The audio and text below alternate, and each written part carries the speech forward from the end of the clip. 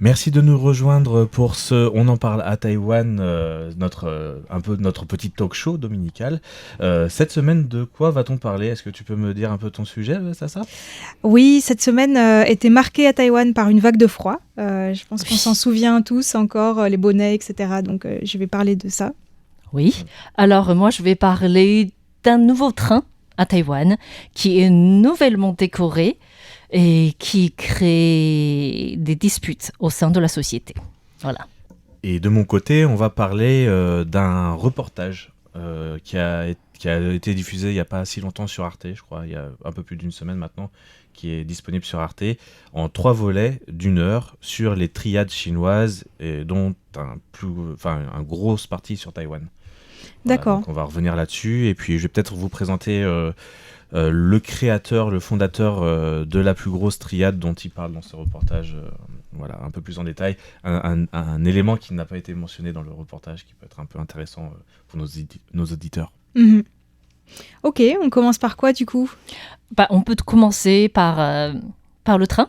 Pourquoi pas? Voilà. Alors, parce que récemment, le 23 janvier, le bureau du tourisme du ministère des Transports, et l'administration, la société maintenant des chemins de fer ont mis sur rail le train intitulé Siraya. Siraya, je pense que vous connaissez, c'est un groupe autochtone de Taïwan qui fait partie des groupes de plaine, mais qui n'est pas encore officiellement reconnu à l'échelle nationale. C'est reconnu localement.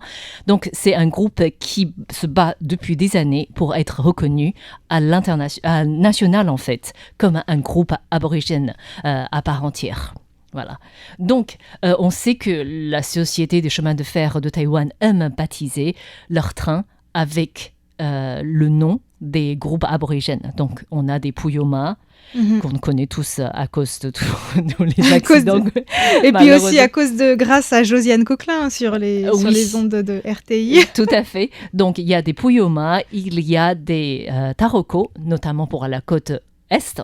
Et là, à partir de maintenant, de ce janvier, il y a Siraya qui fait surtout Tia'i, donc le sud-ouest, à Pingdong, dans l'extrême sud. Donc, ça couvre vraiment la partie de la côte sud-ouest qui regroupe également la principale zone d'habitation du groupe Siraya. Voilà. Alors, ce petit train qui est tout blanc avec des dessins rouges, c'est conçu par un artiste taïwanais qui s'appelle Akibo. Et il vend son dessin en précisant qu'il s'agissait de proposer un pull au train. Donc, les 8 wagons de ce train ont chacun un pull. Ah bon? C'est bizarre comme concept quand même. Il a l'impression d'habiller ce train avec un motif général, c'est de couleur blanche et rouge. Et on peut retrouver à l'intérieur comme à l'extérieur les sigles comme I love you Taiwan, donc je t'aime Taïwan. Siraya, des sigles des dessins d'un sourire, du cœur, en fait, comme les Taïwanais aiment beaucoup, et aussi les représentations des sites touristiques dans la zone du sud-ouest de Taïwan, avec principalement le lieu du parc national paysager de Siraya, qui se trouve donc dans le sud-ouest de Taïwan. Alors, et pourquoi ça crée un problème? Ça crée un problème, c'est qu'avec un nom pareil, Siraya, et des motifs de pull, en fait, on pourrait dire brodés sur le pull qui se dit inspiré des motifs aborigènes. Alors, du coup, on peut penser tout de suite qu'il s'agissait de la culture Siraya. Bah oui. Bah oui. Logique. Sauf aucun regroupement des Siraya n'a été consulté sur la réalisation artistique de ce pull brodé ou tricoté. J'ai du mal à trouver le terme parce que c'est imprimé de toute façon en 3D en fait. Alors, bizarre quand même. Bizarre. Voilà, du coup, cette semaine, immédiatement après le départ de Siraya, il y a une alliance qui regroupe 11 regroupements des Siraya. On se sont levés pour dire qu'en aucun cas, ce train touristique reflète la culture Siraya. Tous les motifs qu'ils emploient pour tricoter ou broder ce pull n'ont aucun lien avec les motifs traditionnels des Siraya. Du coup, le ministère des Transports, avec son bureau du tourisme, a dû dire de nouveau qu'il s'agissait d'une inspiration des motifs traditionnels aborigènes avec des sites touristiques Siraya. Du coup, ils ont essayé de se sortir, de se protéger, de se sortir de ce dispute des Siraya. Voilà. En tout cas, ce train a été créé pour célébrer aussi les 4 siècles de l'histoire de Tainan qui fête donc cette année ses 400 ans. Et c'est pour ça que c'était mis sur rail avec des motifs, avec le nom Siraya, parce que c'est là où se regroupent les plus grands nombres de Siraya. Mais bon, ça crée le mécontentement surtout des Siraya qui revendiquent leur identité, comme je disais, depuis des années. Et là, jusqu'à présent, le groupe est reconnu par la ville de Tainan comme une tribu ou un groupe à part entière autochtone de Tainan et de Hualien. Mais pas encore par le gouvernement central, en fait. Pas encore par le gouvernement central. Ils se battent déjà pour cela, mais ça reste quelque chose de relativement difficile dans le sens où il faut vraiment une préservation bien complète de la culture et de la langue, des légendes d'un groupe pour que ça puisse être reconnu comme un groupe à part entière, alors que les Siraya font partie des Pingpu, donc les aborigènes sinisés, très tôt en fait. J'avais fait une émission récemment là-dessus, dans Taïwan, dans toute sa diversité, sur un autre groupe qui appartient aux Pingpu, donc les aborigènes sinisés des plaines. Donc c'était les Kahabu, mais j'avais aussi fait un épisode à la fin sur justement les problématiques liées aux aborigènes, aux autochtones Pingpu, et le fait que c'était pas facile de se faire reconnaître. Déjà, ça fait pas longtemps qu'ils essayent de retrouver leurs racines.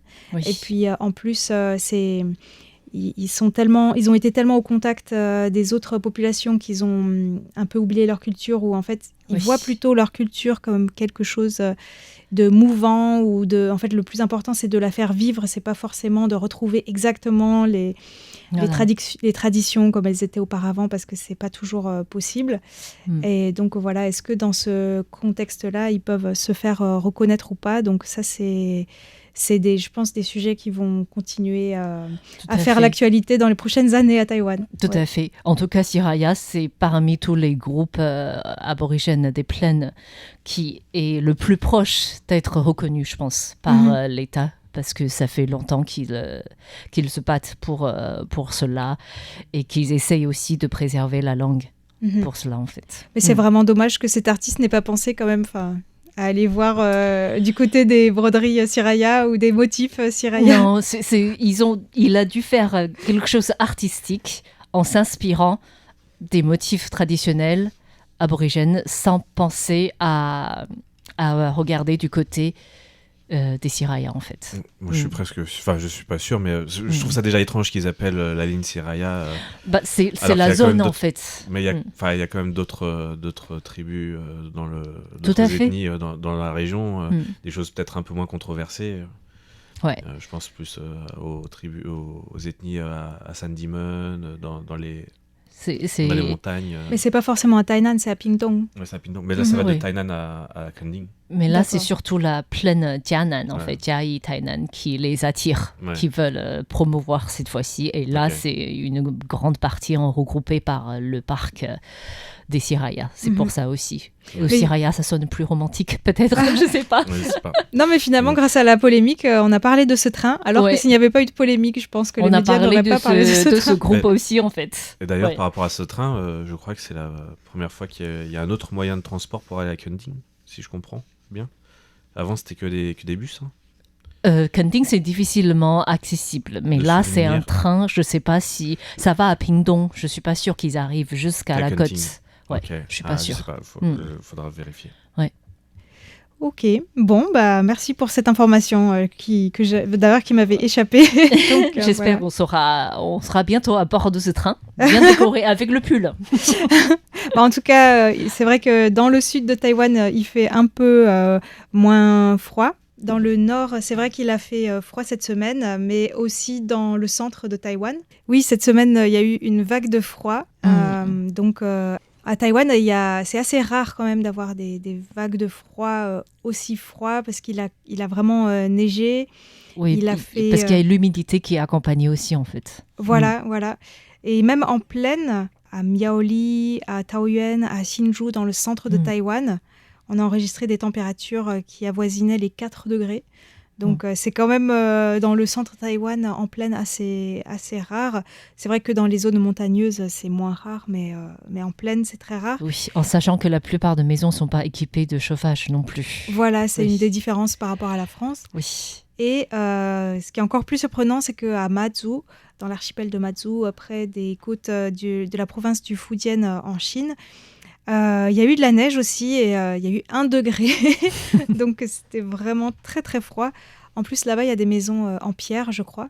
Oui. Donc il doit faire pas chaud, je pense.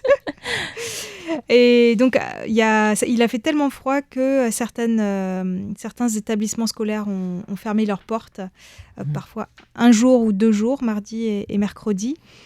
Dans les zones, là c'était dans les zones plutôt montagneuses. Il n'y a pas eu trop de fermetures quand même parce que aussi c'était l'époque des vacances scolaires déjà. Voilà, les enfants étaient déjà en vacances et le gouvernement a même indiqué que dans les zones qui étaient classées grand froid par les gouvernements locaux, les employés en fait qui ne se rendaient pas au travail, ils ne devaient pas nécessairement poser de jours de congé et c'était pas considéré comme de l'absentéisme parce qu'il peut y avoir un danger à cause du verglas, etc.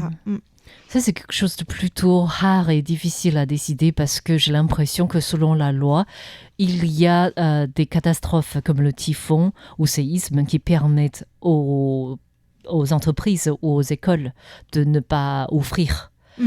Mais pour le froid, c'est pas quelque chose qui est très réglementé. Et c'est pour ça, dès le départ, le gouvernement a dit que c'est aux collectivités locales d'en décider. Et du coup, c'était plutôt chaque école individuellement a dû décider s'ils veulent accorder 1 jour de congé ou pas, qu'ils rapportent aux autorités municipales et qui accordent leur consentement ou non, en fait. D'accord. Donc, c'est pas un ordre qui vient du haut, mais c'est plutôt les écoles avaient le droit de dire s'ils voulaient accorder 1 jour ou non du congé. Donc ça montre vraiment que c'est assez rare quand même à Taïwan. Oui. Et puis surtout, voilà, quand il fait froid dans les écoles et qu'il n'y a pas de chauffage, c'est vraiment particulièrement froid pour les enfants. C'est aussi lié au changement climatique. La dernière fois, ça doit remonter en 2016, où il faisait aussi froid avec de la neige, même dans les niveaux moins hauts en fait. Mais en même temps, à Taïwan, le froid ne dure pas très longtemps. Ça, c'est toujours bien. Heureusement. Mais malheureusement, pas comme la chaleur ne dure toujours très longtemps. En fait. Voilà. Mais ça rend quand même beaucoup de gens très heureux parce qu'on a vu, par exemple, à Taiping-shan, la montagne Taiping à Ilan, ou alors à Lalashan, à Taoyuan, des gens qui se précipitaient dès qu'il y a de la neige, voilà. Ils vont faire des batailles de boules de neige. À Tadunshan, il y avait de la neige aussi. Aussi, oui. Surtout sur le chemin Erziping, oui. C'est plutôt dangereux dans le sens où la plupart de voitures n'ont pas de chaîne à Taïwan. Mais d'ailleurs, là, si vous allez sur la page YouTube de RTI, vous allez voir une petite vidéo qu'on a publiée à ce sujet. Et effectivement, il montrait des personnes qui se faisaient arrêter parce qu'ils n'avaient pas de chaîne pour la neige. Parce que Taipei avait annoncé 2 jours en avance, en sachant qu'il allait probablement neiger, qu'il y aura des touristes qui vont monter en montagne. Ils avaient annoncé que à partir de certaines altitudes, seules les voitures équipées peuvent monter et même les bus qui desservent traditionnellement ces zones montagneuses ne peuvent pas accéder parce qu'ils ne sont pas suffisamment équipés en fait. Et du coup, dans l'autre sens, les collectivités ne sont pas équipées pour saler pour pas du tout. Pas du tout. Donc, c'est pour ça à chaque fois il y a des accidents en fait, liés des voitures ou des scooters qui prennent le risque de monter et qui glissent au bout d'un certain temps en fait. Oui. Et puis, dernière chose, en fait, quand on parle de froid et de neige, en fait, j'ai pensé évidemment aux personnes sans abri. Et en fait, juste la semaine d'avant, il y a eu une initiative de la part d'associations qui sont allées à la station de métro de la gare de Taipei, où il y a pas mal de SDF, pour leur apporter un repas du Nouvel An. C'était un peu avant le Nouvel An, parce qu'ils n'ont pas d'endroit où retourner ou voir leur famille comme on fait d'habitude pour le Nouvel An. Donc c'est pour la 5e année consécutive, et c'était organisé par une association qui s'appelle Do You a Flavor, et il y avait des volontaires, même des enfants aussi. Ils ont apporté de la nourriture, des couvertures, ils faisaient aussi la coupe des cheveux, et ils ont fait des dons d'habits et des jeux. Et ouais, c'était juste avant la vague de froid. Ça aurait dû être en fait peut-être pendant la vague de froid, mais bon. Je crois que le maire de Taipei, Jiang Wan-an, a rendu visite à ces sans domicile justement la veille de la vague de froid, en fait, pour apporter quelque chose aussi. Ouais. Mais il y a aussi quelques refuges en fait proposés par les municipalités. Mais ça me permet de parler juste brièvement d'un autre sujet. Enfin, juste pour dire qu'en fait à Taïwan, il y a quand même énormément moins de sans-abri qu'en France. Ouais. Par exemple, dans tout Taïwan, est-ce que vous savez combien il y a de sans-abri à peu près, selon les statistiques? Moins d'un millier, je pense. Moi, je dirais 10 000 quand même.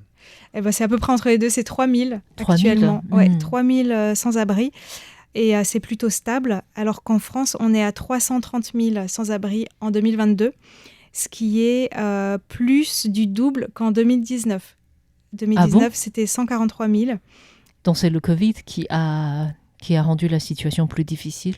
Probablement, oui, une des raisons qui a mis à mal l'économie, notamment. Et donc c'est vrai que la population française est 3 fois plus importante que Taïwan, mais quand même, il y a 110 fois plus de sans-abri en France qu'à Taïwan. Donc voilà. Et puis c'est vrai qu'à Taïwan, bon, c'est anecdotique, mais il y a quand même les 7-Eleven qui sont ouverts 24 heures sur 24. Donc si on a trop froid, on peut toujours peut-être aller à l'intérieur. Non, je sais pas.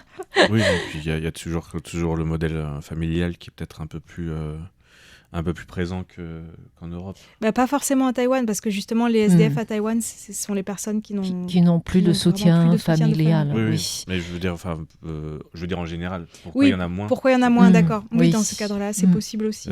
C'est quand même plus ce modèle-là qui est plus présent. Et beaucoup se retrouvent aujourd'hui à la gare de Taipei, alors qu'avant le Covid, ils étaient beaucoup dans le quartier Wanhua, où a eu les premiers cas de Covid-19 aussi.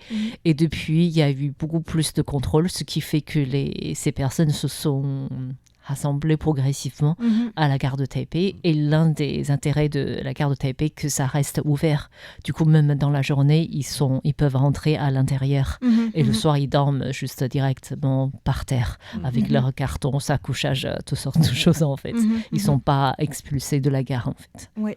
Personnellement, j'en ai vu beaucoup, de plus en plus sur le quartier de Datong, juste à côté, sur la rue de Chang'an. Aussi, peut-être. Pas mal. Ouais, voilà. Vraiment sur ce quartier-là, vraiment dans le vieux quartier, là où il y a les déguisements, etc., pour ceux qui connaissent. Ouais. C'est vraiment là où j'en ai vu vraiment de plus en plus. En fait, c'était pas un endroit où il y en avait forcément avant. Et moi, ça fait pas extrêmement longtemps que je suis à Taïwan non plus, mais j'ai vu comme le changement assez marqué. Quoi. Donc les lieux évoluent aussi. Voilà. Quoi. Ouais. Ok, ben voilà, en tout cas, c'était la vague de froid, la page météo, quoi. On en parle à Taïwan. Et maintenant, on passe à la mafia. La mafia, les triades, comme on dit. Le mot triade en français désigne vraiment la mafia issue de la culture chinoise, comme les yakuza pour les japonais, mafia, le mot en lui-même qui vient quand même des cercles siciliens ou italiens. Ah non, sicilien, il y a un autre mot encore, non? Attends, je me souviens plus. Peut-être. Je suis pas assez connu. J'ai l'impression. En tout cas, mafia, italien en c'est général, italien. La mafia, c'est italien. Oui. Et donc, il y a eu un très beau reportage, très complet et assez accablant sur le niveau d'influence politique qu'ont les mafias, que ce soit localement ou internationalement, de ces mafias, et dont, en tout cas dans le reportage, ce qui définit, c'est que Taïwan en est le centre actuellement. Ça rejoint un petit peu nos actualités qu'on a fait un peu depuis à peu près le début de 2022 avec l'histoire du Cambodge, etc. Et en fait, ça retrace un peu tout ça. Ça revient aussi au niveau de l'histoire de la mafia à son origine, qui était un genre de contre-pouvoir avec les sectes contre l'Empire. En Chine à l'époque. Alors, il y a une secte qui s'est ensuite transformée en mafia. Faut revoir tout le reportage. Il y a quand même 3 heures en tout, donc il y a beaucoup d'informations. Et il se concentre aussi sur un personnage assez particulier de la mafia, le repenti, un peu l'icône repentie de la mafia à Taïwan, qui est Holger Chun. Le baraquet là, qui est très très présent sur les réseaux sociaux. Je connais pas. Ah, ouais. Oh mon Dieu, oui. Oui. Oui. C'est devenu un influenceur en fait. Voilà, c'est Ah un oui, influenceur YouTube, voilà, c'est pour plus ça. un- Très présent sur les réseaux sociaux, comme je disais, très connu, mais qu'on a vu s'afficher beaucoup avec Wenzhou pendant la campagne présidentielle, qui a une salle de musculation à Luzhou. Je ne sais pas s'il y en a d'autres, mais en tout cas, il y en a une à Luzhou, et qui est ouverte 24h/24 de manière très étrange. C'est sûr qu'on a dans un besoin de se sous-sol. faire les muscles 24 heures sur 24. Ça, c'est un détail que je connais parce que c'est pas très loin de chez moi, donc Oui. j'y passe souvent devant et je la vois ouverte toute la journée, du matin au soir, 24h/24. Il faudrait y aller un jour à 3 heures du matin Ah, pour faudra. voir qui fréquente ces salles. Je prochain crois que je vais reportage heures de du Valentin. matin, Voilà. Et, avec caméra cachée. voilà, donc c'est vraiment celui qui ouvre en fait entre guillemets le sujet du reportage, puisque bon, il est quand même très visuel et il partage beaucoup d'informations parce qu'il est plus vraiment dans les milieux mafieux, en tout cas directement. Et en plus, il a eu l'attentat sur lui. Je sais pas si tu avais suivi cette histoire avec les 3 coups de feu sur lui en public un soir dans son véhicule. Donc voilà, il y avait des images. Il a toutes les images puisqu'il est influenceur, donc il documente tout. Donc voilà, et puis il se présente bien, etc. Donc vraiment pour un reportage, c'était quand même un peu une bonne chance, un bon personnage pour faire un point d'ancrage vers ce monde de la mafia et des triades justement. Et mais par contre, on voit quand même tout le degré d'influence avec Hong Kong. Ça revient aussi sur les manifestations de Hong Kong, avec, je sais pas si vous aviez suivi ce groupe de gens en t-shirt blanc qui ont tapé sur les manifestants dans le métro. Moi, ça m'avait abasourdi, où la police était totalement absente. Et c'est là où, en fait, on commence à faire le lien aussi avec le Parti communiste chinois, avec le degré d'implication entre les deux, entre le Parti communiste et les triades, et des accords un peu tacites. J'ai l'impression que c'est un monde qui est déjà unifié en fait entre Ouais. les 3 rives, entre les D'ailleurs, 2 rives. Tout est La mafia n'a pas de tout est autour frontières. tout est autour de ça en fait, puisque tous les noms, est-ce que tu connais les noms des triades à Taïwan? Zhulian Bang, Tian Di Hui, il y en a plein en fait. Voilà, alors et les la 3 grosses, plupart, les trois plupart plus grosses. sont de Waishengren en fait. c'est ça. C'est des clans de. Donc ça revient aussi sur cette partie-là, sur le fait que ce sont les Washington qui sont, ça reste toujours actif. qui étaient aussi, ça repasse aussi au moment de Chiang Kai-shek, dont Chiang Kai-shek s'est énormément servi de ces triades pour faire peur à la population. De la terreur blanche, ça a été vraiment la petite main de Chiang Kai-shek et du Kuomintang à l'époque pour faire peur à la population, pour tout ça, etc. Ça revient aussi un peu plus tard, un peu avant les manifestations à Hong Kong, puisque vraiment Hong Kong et Taïwan sont très liés. Les réseaux se communiquent beaucoup et s'échangent. Parce qu'on parle aussi de trafic humain. Les triades, c'est vraiment pour ça qu'on les trouve les plus puissantes, parce qu'ils font vraiment tous les domaines d'activité, que ce soit légal ou illégal. Et donc, à Hong Kong, c'était juste avant les triades, il y a eu aussi l'affaire du libraire, des 5 libraires, où les triades ont quand même réussi à faire disparaître quelqu'un de Thaïlande pour qu'il se retrouve en Chine. Je ne sais pas si vous vous souvenez de cet épisode-là. Je croyais ils étaient plutôt disparus en Chine. Mais il y en a un qui était disparu en de Thaïlande. Ouais. D'accord. Et qui s'est retrouvé un procès en Chine tout d'un coup. Et pas de passage de frontière, pas de traces, rien. C'est quand même assez fort. Alors qu'on sait qu'avec la Thaïlande, il y a la frontière avec le Cambodge. Et c'est là où on en vient un peu avec nos actualités récentes, avec l'histoire des hauts salaires et des gens qui sont emmenés pour faire des arnaques téléphoniques Oui, au Cambodge. Au Cambodge. Et ça fait un énorme foin. J'avais fait beaucoup de recherches à l'époque que cette affaire a éclaté. Et ça fait un lien aussi avec le monde religieux ou pas? Ils n'ont pas trop parlé du lien avec les temples, etc. Bizarrement. Après, bon, sur Taïwan, c'était le fixeur, la personne qui a vraiment aidé à la recherche documentaire et la recherche de contacts, c'était Adrien. Je ne sais pas si tu connais Adrien Simor, principalement correspondant pour RFI à Taïwan. Donc c'est lui qui a fait tout le travail de recherche, etc., les contacts, etc., sur Taïwan. Est-ce qu'ils ont parlé du loup blanc? Du loup blanc, non. Je crois pas. Bonne question. Parce qu'il y a eu plusieurs noms. Il y avait donc, ils ont réussi à avoir quand même une interview avec le tyran de fer. Ah, je connais pas. Le tyran de fer qui est le chef donc de la triade du bambou uni. Et donc et il y a aussi donc voilà après qui est justement en gros conflit. Un peu, même s'il dit que non, etc., lors de l'interview, qui est quand même qui a été un peu pas mal en conflit avec Holger Chen notamment, pour des histoires, puisque Holger Chen dit qu'il est vraiment complètement lié avec les communistes, etc. Donc, mais ça revient sur tout ça, c'est vraiment très intéressant. Et ça parle pas de l'influence actuelle sur la carte politique maintenant à Taïwan? Si, et surtout sur le fait que si c'est la première chose que dit. J'ai regardé juste avant de faire l'émission parce que je l'ai regardé il y a 2 semaines. Je me souviens déjà plus trop du détail, mais j'ai regardé un peu l'introduction du reportage avant de faire cette émission pour avoir les choses un peu plus fraîches. Et la première phrase que fait Holger Chen, il dit c'était l'introduction du reportage. Si les communistes attaquent, tous les mécanismes mis en place par le gouvernement vont être cassés internement, par l'intérieur, par les triades justement. Donc voilà, c'est ce que pense Holger Chen, c'était sa déclaration à lui. Et donc, mais voilà, il y a aussi toute cette partie-là et donc l'implication politique. Puis on voit donc, justement là dans les dernières élections, ce personnage qui se dit retiré du niveau mafieux, mais avoir une salle de muscu ouverte 24 heures sur 24 et en avoir qu'une dans un sous-sol. Voilà, c'est pas. On ne sait pas à quel point il s'est complètement retiré de l'activité. Façon, à partir, que ce soit les élections municipales de 2022 ou alors ces élections législatives de 2024, on voit la trace des mafieux qui sont élus et réélus et qui sont là, qui vont probablement être à responsabilité au Parlement aussi. Et du coup, ça, c'est des choses qui ont une influence en fait. Mais j'ai pas l'impression que c'est une préoccupation des Taïwanais lorsqu'ils fassent leur choix électoral en fait. C'est ça qui est plus ou moins étonnant. Et après, je pense que c'est très difficile à faire cette trace, cette influence des mafias. On peut peut-être conclure même là-dessus.